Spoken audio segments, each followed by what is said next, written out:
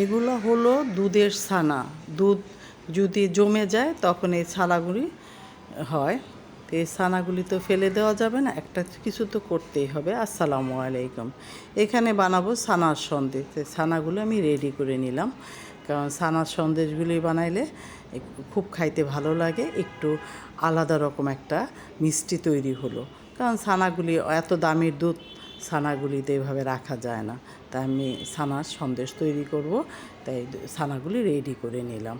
এখন চুলায় কড়াইটা বসাই দিলাম।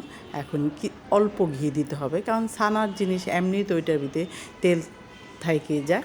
এখন একটু অল্প ঘি দিলাম, কড়াইটা সুন্দরভাবে তেলতেলা হওয়ার জন্য। তারপরে আমি ছানাগুলি দিয়ে দিলাম। এই ছানার সন্দেশটা অনেক মজা, খাইতে খুব ভালো লাগে, কারণ ছানাটা তো রেখে দিলে একটা যে কোনো জিনিস তৈরি হয়, কিন্তু ছানার সন্দেশটা তৈরি করলে ভালো লাগে খাইতে।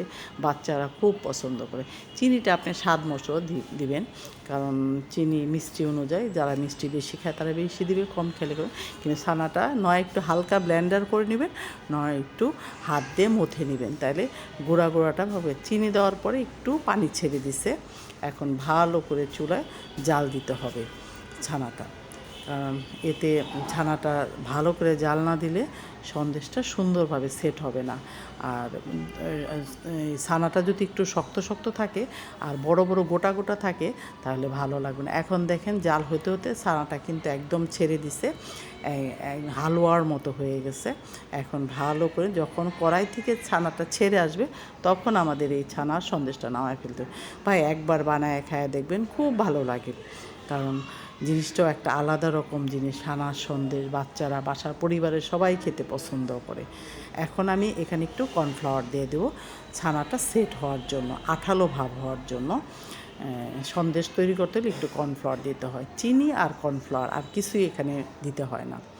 তো এখন চিনি কর্নফ্লাওয়ার দিয়ে এখন কিছুক্ষণ নাড়বো, নাড়ার পরে এটা একদম মোটামুটি ছানা তৈরি হওয়ার মতো হয়ে আসবে।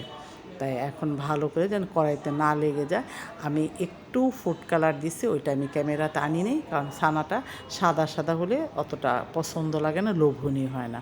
তাই একটু ফুড কালার দিয়ে নিছি, দিলে কালারটা সুন্দর আসার জন্য।